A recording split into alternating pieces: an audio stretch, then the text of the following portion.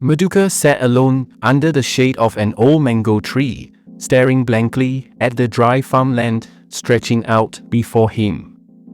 The sun blazed overhead, but his mind was preoccupied with thoughts of his struggles. Despite years of hard work, life had only rewarded him with endless poverty.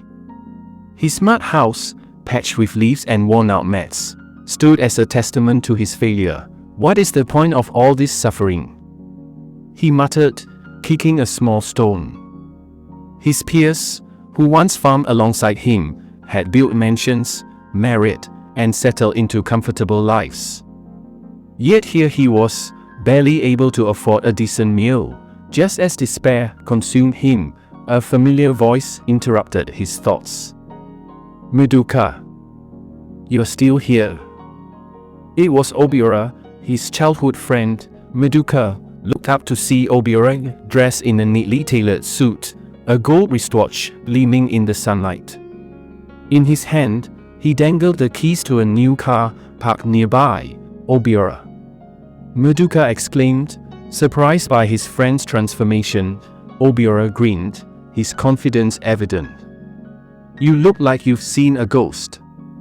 How? How did you make it?" Maduka stammered, unable to hide his curiosity. Obiora sat beside him and laughed. "Maduka, wealth doesn't come by labor alone. If you're ready to take risks, I can show you the way." Maduka's heart raced.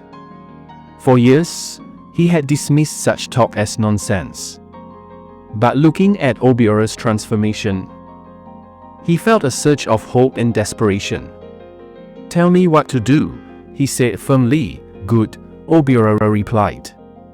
"Tomorrow, I'll take you to someone who can change your life forever."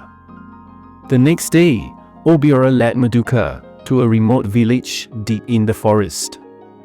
The path was narrow and winding, surrounded by tall trees that blocked out most of the sunlight.